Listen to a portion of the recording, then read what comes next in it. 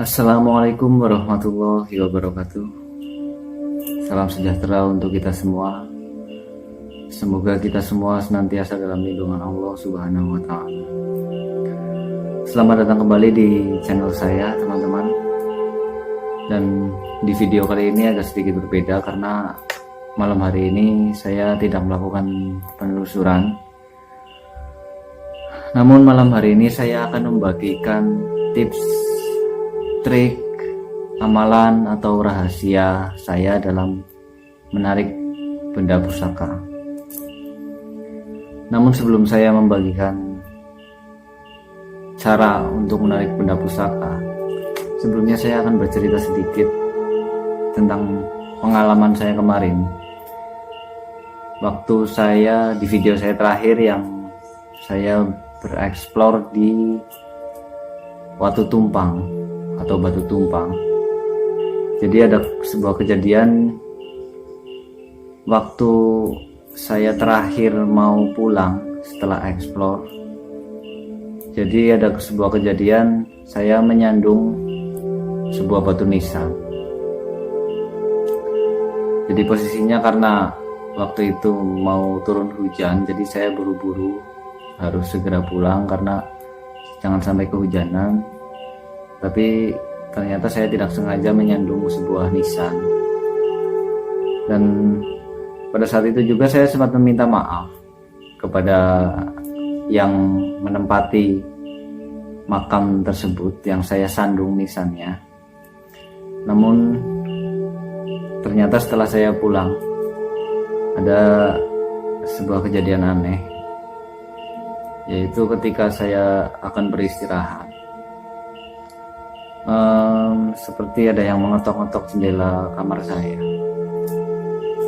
Dan setelah saya buka tirai jendela kamar itu, tidak ada siapa-siapa. Hal itu berulang-ulang sampai 3 kali, tapi tidak saya hiraukan. Jadi saya anggap mungkin itu cuma tikus atau entah hewan apalah. Jadi saya melanjutkan istirahat saya, tapi tidak selang berapa lama, kurang lebih 1 jam, kembali ada sebuah kejadian aneh. Saya mendengar suara perempuan menangis, teman-teman, di sebelah kamar saya. Jadi posisinya rumah saya itu sebelahnya itu kebun kosong dan banyak pohon-pohon yang cukup besar. Dan tetangga saya di depan rumah saya persis, sama di samping sebelah satunya itu ada rumah. Jadi ada rumah lain, cuman posisinya di depan rumah saya sama di samping sebelah kanan rumah saya. Jadi di kamar saya ini sebelah kiri itu lahan kosong, kebun kosong. Dan di samping kamar saya itu saya mendengar suara perempuan menangis.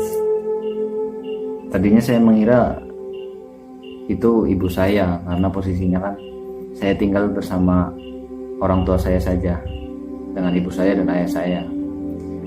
Tapi ketika saya lihat, posisinya ibu saya sudah tidur dan ayah saya juga sudah tidur.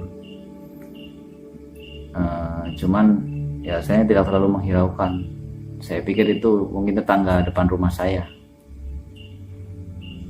Dan saya kembali melanjutkan istirahat. Namun selang berapa lama lagi suara itu muncul lagi, teman-teman. Dan untuk kali ini saya mencoba mengecek keluar rumah, karena saya pikir siapa tahu memang ada orang yang sedang membutuhkan bantuan. Jadi saya keluar, saya mengecek ke samping rumah dan tidak ada siapa-siapa, dan suaranya pun hilang. Setelah itu sudah saya kembali istirahat dan sudah tidak ada kejadian apa-apa lagi. Namun di malam kemarin kembali ada kejadian aneh lagi. Jadi waktu itu saya sudah tidur, kemudian sekitar jam 1 ada yang kembali mengetok-ngetok jendela kamar saya. Dan saya kembali menengok lewat tirai, tidak ada siapa-siapa. Kemudian hal itu terulang lagi, ada yang mengetok-ngetok lagi jendela kamar saya, dan saya lihat lagi tidak ada siapa-siapa lagi. Di situ saya mulai bete, teman-teman. Saya mulai kesal. Akhirnya saya keluar, saya tungguin di luar rumah itu. Saya cari di sekeliling rumah sampai saya muterin rumah saya, itu nggak ada siapa-siapa, teman-teman. Dan saya juga tidak melihat ada hewan apa gitu, tikus atau apa. Akhirnya ya sudah, saya kembali beristirahat dan terdengar lagi suara perempuan menangis, teman-teman.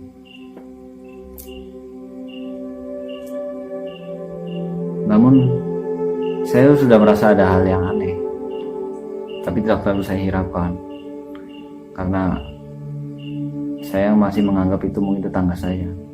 Tapi tadi pagi saya bertanya kepada tetangga saya, mereka tidak ada yang maksudnya menyatakan bahwa malam-malam itu ada yang nangis. Jadi cuma benar-benar saya yang mendengar suara itu, dan tetangga saya pun tidak ada yang mengakui bahwa itu mereka, suara mereka. Nah, di situ saya mulai merasa aneh, teman-teman. Ataukah mungkin memang ini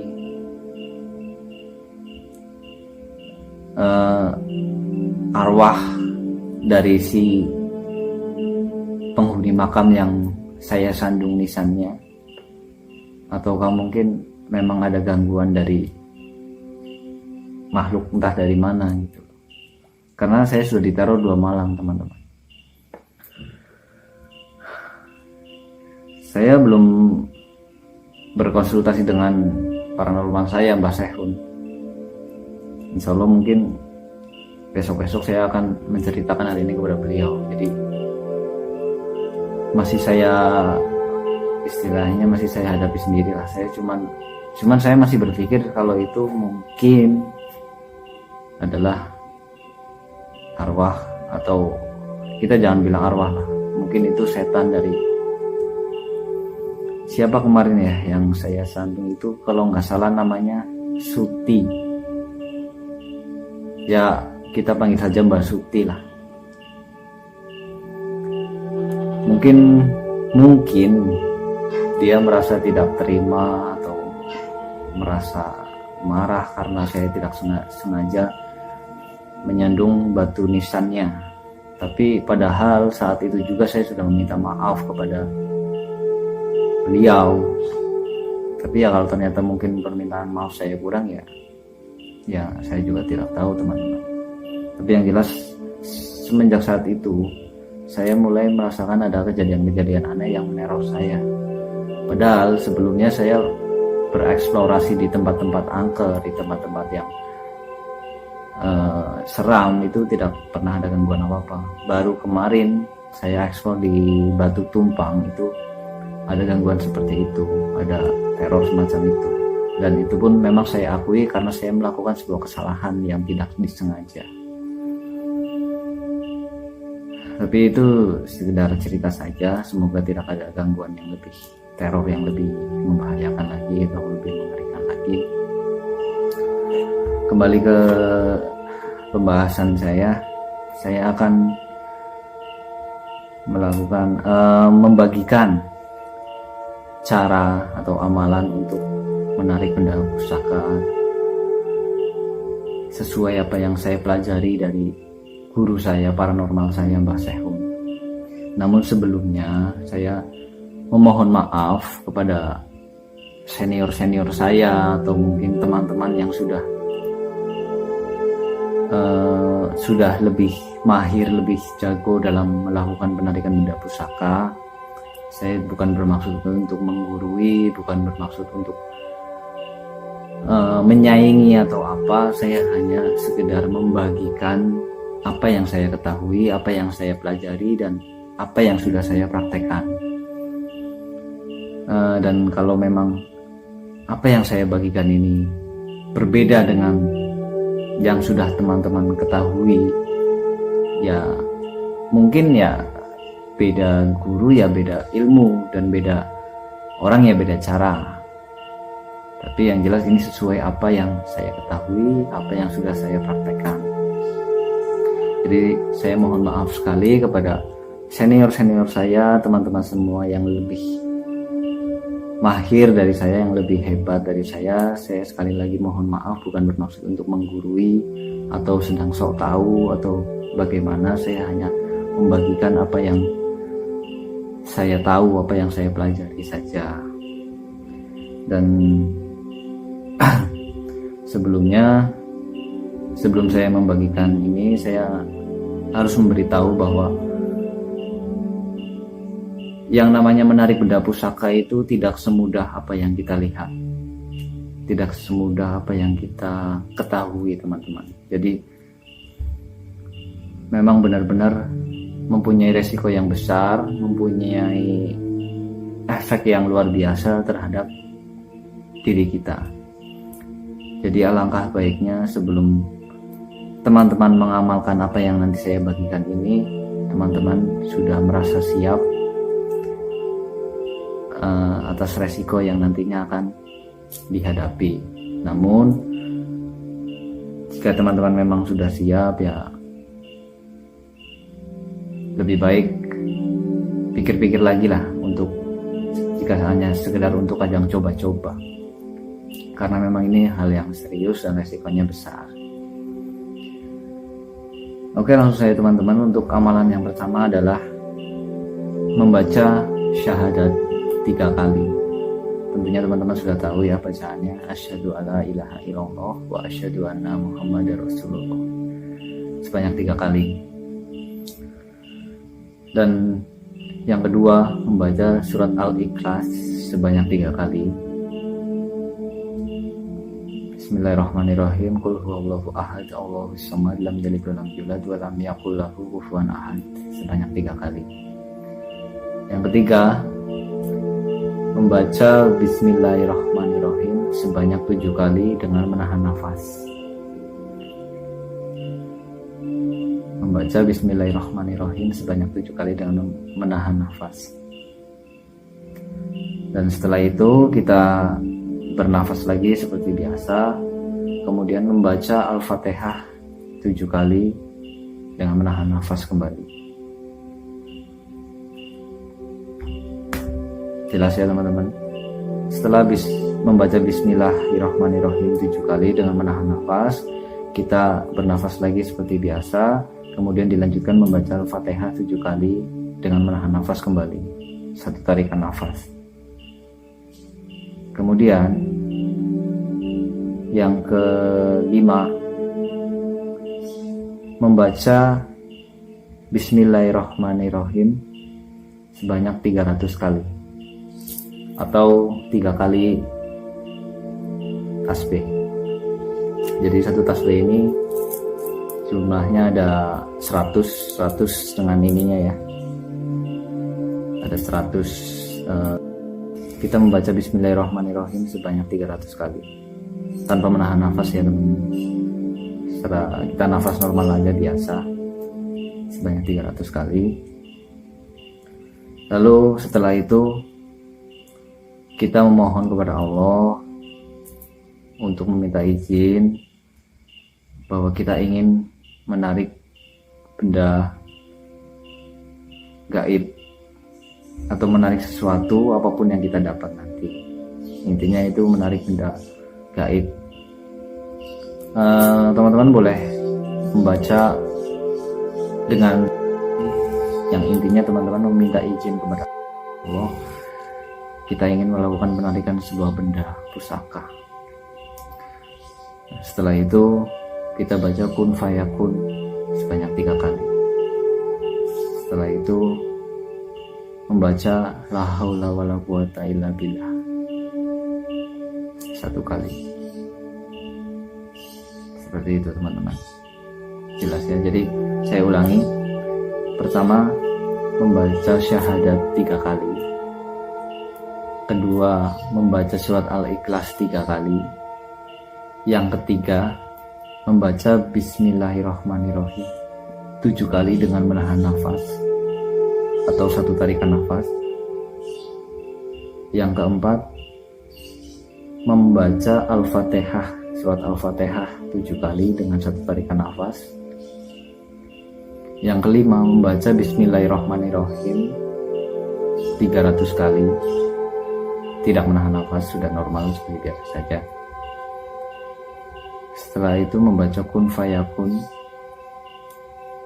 3 kali, lalu membaca La haula wala quwata illa setelah membaca Bismillahirrahmanirrahim 300 kali, teman-teman meminta izin kepada Allah dengan bahasa teman-teman sendiri bahwa teman-teman akan melakukan penarikan benda pusaka. Setelah itu membaca Kun Fayakun 3 kali, lalu membaca La haula wala quwata illa billah. Syahadat 3 kali, Al-Ikhlas 3 kali, Bismillahirrahmanirrahim 7 kali menahan nafas, surat Al-Fatihah 7 kali menahan nafas, Bismillahirrahmanirrahim 300 kali, ucapkan doa meminta izin kepada Allah bahwa teman-teman akan melakukan penarikan benda pusaka. Setelah itu membaca Kun Fayakun 3 kali, lalu La haula wala quwata illa billah. Itu teman-teman. Jadi setelah membaca itu semua, teman-teman tinggal merasakan energi dengan tangan kanan seperti ini. Insya Allah, jika memang kita diizinkan oleh Allah untuk menarik sebuah benda pusaka, maka tangan kita akan merasakan sebuah energi. Jadi tangan kita akan seperti menunjukkan kemana ada benda pusaka itu berada. Namun perlu diketahui teman-teman, yang namanya benda pusaka atau benda gaib itu memiliki khodam atau penunggu benda tersebut. Jadi sangat tidak mudah untuk melakukan sebuah penarikan benda pusaka, karena pastinya benda itu ada yang menunggu atau ada yang menjaga benda itu,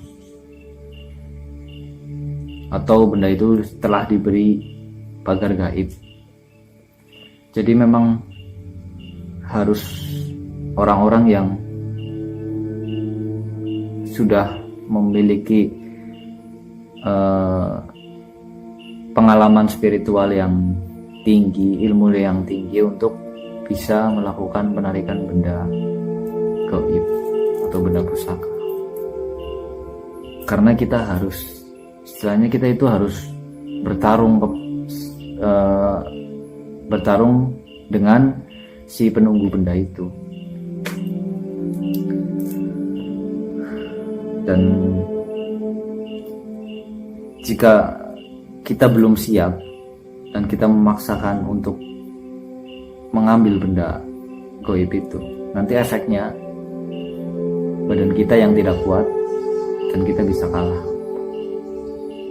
Efeknya bermacam-macam. Bisa saja seperti sakit pada organ dalam kita. Tidak ada luka luar. Jika mereka, si penunggu benda itu menyerang kita, tidak ada luka luar. Namun mereka menyerang bagian dalam tubuh kita. Biasanya efeknya adalah muntah darah. Seperti itu teman-teman. Jadi walaupun saya membagikan cara untuk menarik benda pusaka seperti ini, tapi saya sama sekali tidak menganjurkan teman-teman semua untuk mencobanya, karena resikonya sangat berbahaya. Jadi ini bukan ajang coba-coba, bukan untuk bermain-main, ini benar-benar hal yang serius dengan resiko yang berbahaya. Apalagi jika teman-teman ingin langsung menuju ke tempat yang angker, tempat yang dipercaya sudah ada benda pusaka tersebut, pastinya tempat itu bukan tempat sembarangan teman-teman. Kita tidak bisa bermain-main, mencoba-coba di tempat itu, iseng-iseng mengamalkan cara menarik benda pusaka gitu. Kita tidak bisa melakukan itu, teman-teman. Hasilnya ya mungkin kita tidak akan mendapat apa-apa, atau mungkin lebih parahnya lagi kita akan diserang oleh mereka dengan posisi tubuh kita, badan kita, diri kita itu tidak siap. Jadi makanya memang kita harus ada pendamping, ada guru, ada orang yang memang kita percaya bisa mendampingi kita. Jadi pada saat kita melakukan praktek penarikan benda pusaka ini, setidaknya ada yang memberi pagar terhadap diri kita. Seperti itu, teman-teman. Jadi sekali lagi saya tidak menganjurkan untuk mencobanya. Saya hanya membagikan saja amalan atau ilmu yang saya ketahui, saya pelajari, dan sudah saya praktekkan. Dan perkara teman-teman mau percaya atau tidak, itu terserah kembali ke teman-teman semua. Saya membuat video ini, membuat konten ini hanya untuk hiburan semata, untuk pengetahuan teman-teman. Intinya saya tidak memaksa teman-teman untuk mempercayai setiap video yang saya buat. Ya tentunya tetap percaya kepada Allah Subhanahu wa Ta'ala. Yang jelas saya membuat video ini tujuannya untuk menghibur saja, untuk edukasi saja, pengetahuan saja. Jika memang teman-teman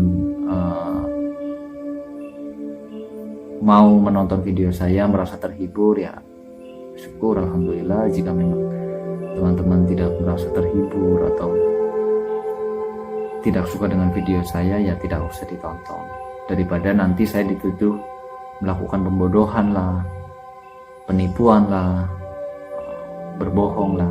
Itu ya saya tidak memaksa teman-teman untuk percaya terhadap video-video saya.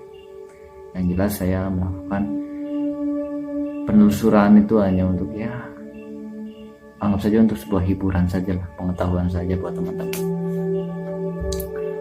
Mungkin itu saja yang bisa saya bagikan, yang bisa saya sampaikan. Yang jelas yang namanya benda pusaka itu tidak untuk bisa diambil kepada sembarang orang, teman-teman. Tidak semua orang bisa mengambil benda pusaka.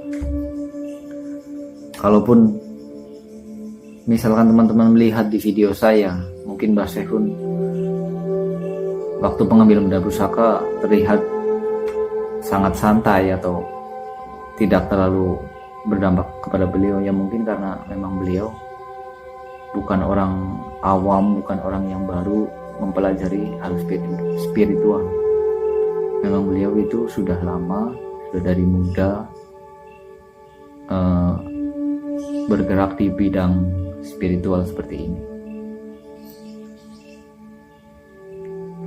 Saya pun sendiri kemarin merasakan rasanya pertama kali waktu menarik benda pusaka. Di video saya yang penarikan tasbih Sunan Kalijaga itu, kata Mbah Sehun itu energinya sebenarnya tidak terlalu besar, tapi bagi saya yang baru melakukan praktek penarikan benda pusaka itu benar-benar luar biasa, teman-teman. Padahal saya juga bukan orang yang baru mempelajari itu kemarin-kemarin. Saya juga sudah lama mempelajari cara menarik benda pusaka tersebut kepada Mbah Sehun. Dan baru kemarin saya diizinkan oleh beliau untuk melakukan sebuah penarikan. Lalu kurang lebih saya sudah belajar beberapa bulan. Saya harus melakukan ritual-ritual yang ya seperti sholat malam, rajin sholat tahajud, sholat malam, sholat sunnah lainnya, terus juga tirakat seperti puasa Senin Kemis dan sebagainya. Jadi memang tidak mudah, teman-teman. dan tidak sembarang orang bisa melakukan penarikan benda pusaka. Jadi pesan saya, jika ada teman-teman yang ingin mengamalkan apa yang saya bagikan ini, harap berhati-hati dan harap sudah mengetahui kesiapan diri teman-teman sendiri. Karena saya tidak bertanggung jawab jika terjadi hal-hal yang tidak diinginkan kepada teman-teman semua apabila teman-teman mempraktekkan apa yang saya bagikan ini.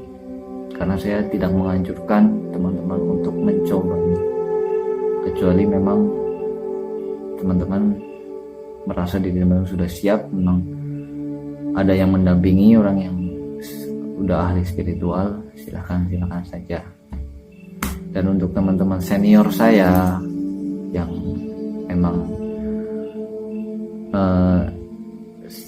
sudah lebih lama mempelajari penarikan benda pusaka, yang memang sudah mahir dalam penarikan benda pusaka, mohon maaf sekali lagi, saya tidak ada maksud untuk menggurui atau lebih pintar. Saya cuma sekedar membagikan apa yang saya ketahui, apa yang saya pelajari, dan apa yang sudah saya praktekkan. Cukup itu saja mungkin yang bisa saya bagikan. Ikuti terus perjalanan channel saya, tonton terus video-video saya. Insya Allah kedepannya saya akan terus melakukan penelusuran di tempat-tempat angker, tempat-tempat mistis, dan bantu terus saya untuk membangun channel ini agar kedepannya saya terus berkarya membuat video-video yang lebih menghibur dan lebih menarik lagi. Jangan lupa untuk like, share, komen, dan subscribe, karena itulah yang bisa membantu saya mengembangkan channel ini menjadi lebih baik lagi. Cukup sekian dari saya. Selalu ingat teman-teman, tidak ada kekuatan yang melebihi kekuatan dari Allah Subhanahu wa Ta'ala. Tetap jaga keimanan kita, tingkatkan terus keimanan kita, dan janganlah kita mempercayai benda-benda gaib, jimat, atau semacamnya, karena itu semua adalah pengaruh setan, itu semua adalah dari jin. Cukup sekian dari saya. Assalamualaikum warahmatullahi wabarakatuh.